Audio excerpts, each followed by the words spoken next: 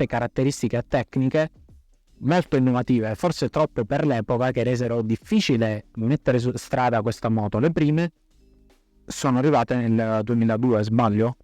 Sì, abbiamo ritardato molto tra virgolette, perché dall'inizio del progetto, quando proprio c'era solo l'idea, 1999, anzi fine del 99, al 2002 quando è uscita la moto, diciamo che siamo stati anche abbastanza veloci, però sì, fuori dai timetable che noi ci eravamo dati e alla fine comunque siamo riusciti a vendere 180 moto più o meno, prima di cedere l'attività ad un terzo. Cosa hai vissuto quando c'è stato l'esordio a Valencia nel 2001? Perché comunque è stato un esordio in movimento, tra l'altro all'ultima tappa del mondiale Superbike. Sì, volevo assolutamente far vedere al mondo che noi avevamo una moto. Tra parentesi avevo chiamato Aaron Slight per fare il giro d'onore che gli hanno fatto fare poi. E lì c'era una Honda che mi ricordo che rimase impressionata dalla moto che aveva fatto e me ne ordinò una per il museo. Oggi una mondial è anche al museo Honda. Me ne ordinò una perché non credevano che noi eravamo riusciti a contenere il peso entro i 180 kg. E vabbè, ne compriamo una così ce la analizziamo a casa. La storia si ripete. E gliela vendemmo, sì. Dopo questo esordio in pista nel 2001, con una moto comunque immatura, ci sono stati altri test in pista, ad esempio mi viene in mente il test di Adria o il test di Monza. In uno di questi test, ricordo bene, in quello di Monza, c'è un articolo dell'epoca di un giornalista inglese che dice Alberto Ziletti addirittura a un certo punto si è messo e ha iniziato a girare fortissimo, ci ha fatto vedere come va la mondial. Ci sono delle tue foto bellissime su quella moto. Forte per uno che gira la domenica, sì, per girare la domenica andavo forte. Difficile vedere magari Enzo Ferrari, no, che girava. No, certo, vabbè, ma io le usavo, le moto mi piacevano. Diciamo che anche Adria è stato un evento voluto perché noi comunque dovevamo far vedere il prodotto al grande pubblico. È stato profuso una quantità enorme di denaro in quella attività perché avevamo, adesso non mi ricordo, 8 moto, avevamo tutto il team al completo, avevamo allestito il box, fatto una roba in grande stile, tutte bellissime, i caschi, gli stivali, avevamo invitato i giornalisti, sì, avevamo lavorato bene, avevamo fatto quello che dovevamo fare per lanciare un prodotto, perché comunque non è che stavamo parlando di una moto a 10.000 euro, stavamo parlando di una moto a 30.000 euro nel 2002, quindi insomma costava un sacco di soldi. Dal mio punto di vista tutti spesi bene, perché la moto era una gran moto, però insomma erano tanti soldi, quindi remature in carbonio, profusione di titanio, cioè mi ha fatto veramente un lavoro enorme. Poi ci fu anche un certo Stefano Ricevuti, appunto, che fece anche un po' da tramite, no, con il Conte Boselli per l'utilizzo di questo marchio mondial, di questo marchio importantissimo. Con Stefano, che dopo parlerà, è stato uno dei primi a raggiungere il progetto, sì, e a darci una mano in questa avventura bellissima. Finita male perché si poteva farla finire in un modo diverso, ma all'epoca io ero preso da 1000 cose, non ce la facevo a seguire questa cosa. Peccato, perché impostata in maniera diversa probabilmente, anzi sicuramente, la Mondial ci sarebbe ancora oggi e avrebbe vissuto una storia diversa. Tu specialmente proprio nel 2001 hai vissuto un momento di transizione, una marea di situazioni veramente complessissime, non hai potuto seguire magari tutti i giorni lo sviluppo, no? Sì, purtroppo all'epoca mio padre è stato male, non è più venuto in azienda. Aveva un'azienda molto grande perché avevamo gli stabilimenti negli Stati Uniti, in India, in Italia, avevamo uffici commerciali in tutto il mondo. È caduto tutto sulle mie spalle e quindi io a un certo punto ho dovuto scegliere o tenere in piedi l'azienda di famiglia o mandare avanti la Mondial. Ho preferito mandare avanti l'azienda di famiglia e la Mondial, insomma, purtroppo ha fatto una brutta fine, una fine che non meritava. Io ho sofferto tantissimo per questa cosa, però purtroppo sono quelle cose dove uno, non tutte le decisioni che prendi sono le decisioni giuste, no? O meglio, magari sono anche quelle giuste, però rimane sempre il dubbio. Quindi uno sviluppo proprio embrionale che nacque comunque a Padova, diciamo, lì ci furono i primi prototipi, poi si portò qui la prima, diciamo, produzione. I primi prototipi addirittura so che vennero fatti proprio nell'azienda di famiglia, no? Dove si producevano queste lastre da stampa.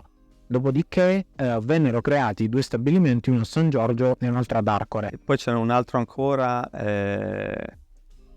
provincia di Mantova o in Emilia Romagna, adesso non mi ricordo più neanche il paesetto, di un ragazzo che ci faceva i telai, ci aiutava a assemblare le moto. E dopo, diciamo, quando la moto è stata impostata più o meno, ma era molto grezza, è stato portato tutto ad Arcore e lì, diciamo, è stata industrializzata.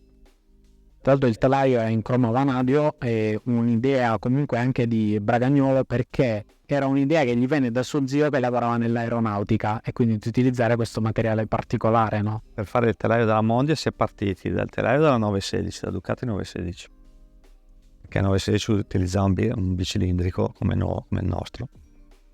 E quindi, diciamo, tenendo l'impostazione generale del telaio a traliccio della Ducati, poi è stato adattato sul motore Honda, e dopo da lì, a forza di prove e controprove, è stato modificato fino a, diciamo, all'aspetto definitivo.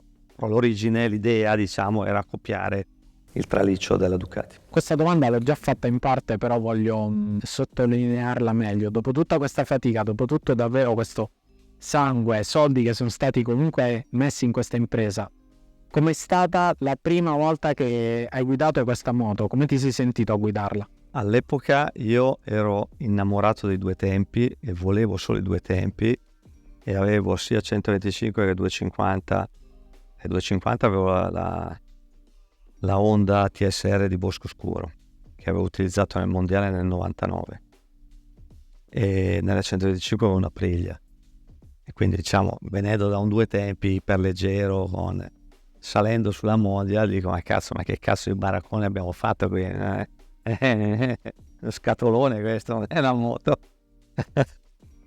E quindi non mi trovavo bene, no? Non facevo fatica a dire ma che cavolo è sto roba. Anche Bartolini ha fatto un grande lavoro lì.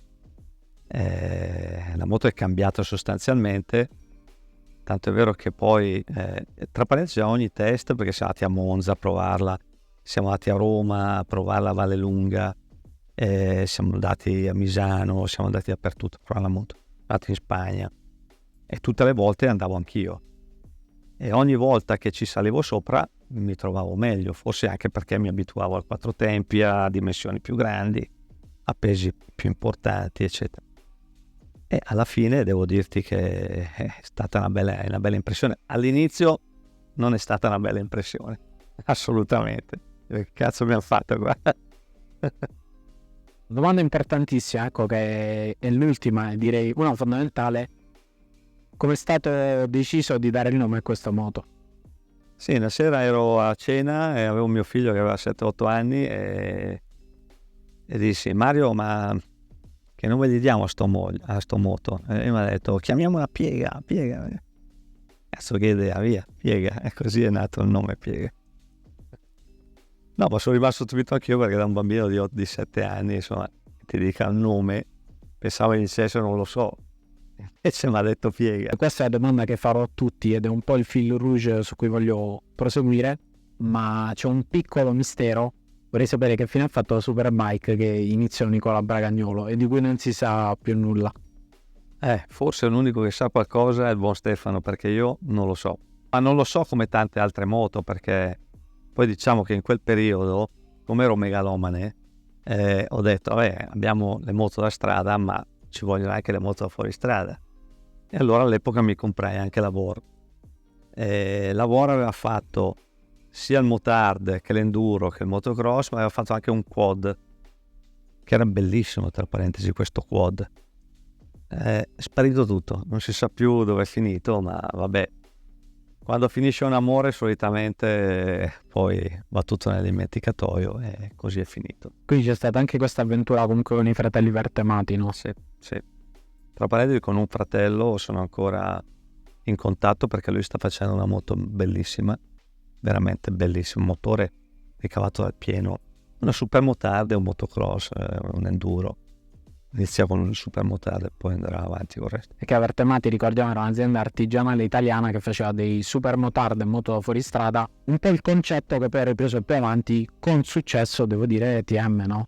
Sì. anche se con numeri più grandi TM. Sì, TM diciamo che è un'azienda che va molto bene perché parte della sua fortuna è legata al go-kart, perché tutti i go-kart hanno motore TM, tutti, 100% del mercato. Però fa anche delle belle moto, indubbiamente. Vertemati spero che abbia successo perché è veramente una bella moto. Che è stato un viaggio bellissimo, io spero che prosegua, perché l'obiettivo è portare questa storia della Mondial con momenti difficilissimi, con un mare di soldi spesi, difficoltà di tutti i tipi, però l'amore per le moto alla fine lega persone che non c'entrano niente per inseguire questo sogno delle moto, quindi davvero grazie. Grazie a te. Grazie.